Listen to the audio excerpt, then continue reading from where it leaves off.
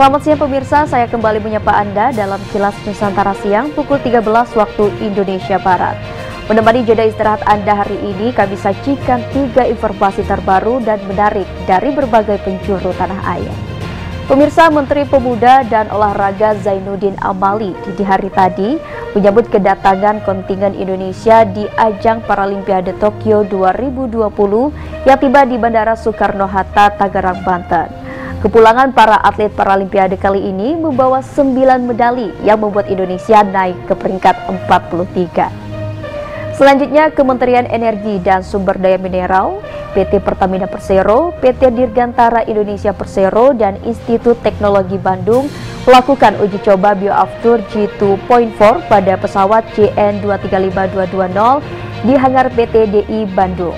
Uji tersebut untuk melihat kelayakan Bioaftur yang digunakan pada mesin pesawat dengan melihat respon mesin ketika dihidupkan selama 20 menit. Sementara itu, Wakil Bupati Natuna, Rodial Huda, meminta pemerintah pusat membangun pangkalan militer di Pulau Laut. Pihaknya mengusulkan agar wilayah tersebut difasilitasi dengan kapal induk untuk memangkas waktu pelayaran yang berdampak pada pengawasan di laut. Simak tayangan selengkapnya berikut ini.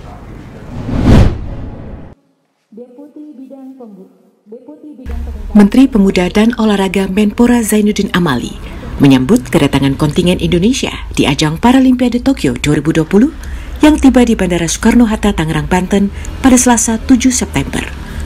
Kepulangan para atlet Paralimpiade kali ini membawakan 9 medali yang dipersembahkan untuk negeri tercinta Indonesia, yakni 2 medali emas, 3 medali perak, 4 medali perunggu.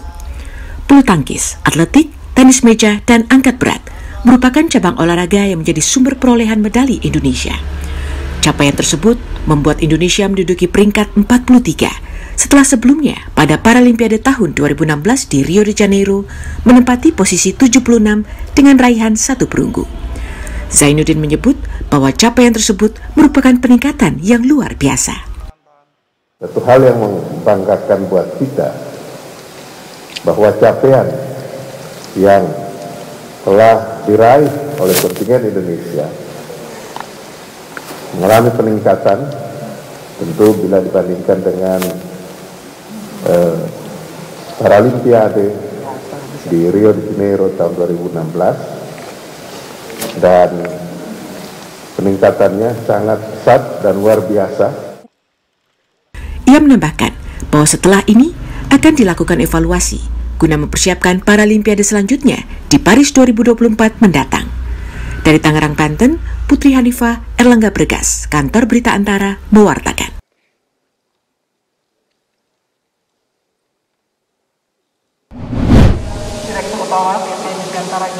Kementerian Energi dan Sumber Daya Mineral, PT Pertamina Persero, PT Dirgantara Indonesia Persero, dan Institut Teknologi Bandung pada 6 September melakukan ground test Bioaftur J2.4 pada pesawat CN235220 di hangar PT DI Bandung untuk mengetahui kelayakan dan keamanan penggunaan bioaftur hasil karya anak bangsa itu saat digunakan pada pesawat terbang. Bioaftur J2.4 merupakan bahan bakar organik dikembangkan akademisi ITB, dibuat dari minyak kelapa sawit dengan menggunakan katalisator untuk menghasilkan nilai oktan tinggi. Dimasukkan ke dalam tangki mesin pesawat sebelah kanan, sedangkan mesin sebelah kiri menggunakan Afturjet A1. Ground test atau pengujian di darat seperti dijelaskan Direktur Bioenergi, Direktorat Jenderal Energi Baru Terbarukan dan Konservasi Energi, Kementerian ESDM, Andrea Febimisna, untuk melihat kelayakan Bioaftur J2.4 digunakan pada mesin pesawat, dengan melihat respons mesin ketika dihidupkan selama 20 menit.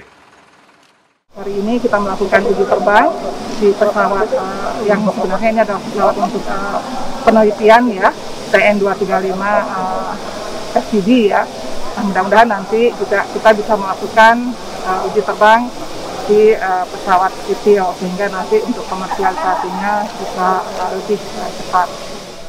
Pengujian dilakukan untuk mendorong kemandirian bahan bakar nabati, khususnya untuk pesawat terbang, sehingga dalam waktu dekat diharapkan bisa masuk ke tahap komersialisasi, di mana setelah pengujian darat, PT DI berencana akan melakukan pengujian tahap penerbangan, di mana CN235-220 direncanakan akan terbang menggunakan Bioftar J2.4 dari hanggar PT DI Bandung menuju Bandara Soekarno-Hatta pada 15 September mendatang. Dari Bandung, Jawa Barat, Dian Hardiana, Kantor Berita Antara, mewartakan.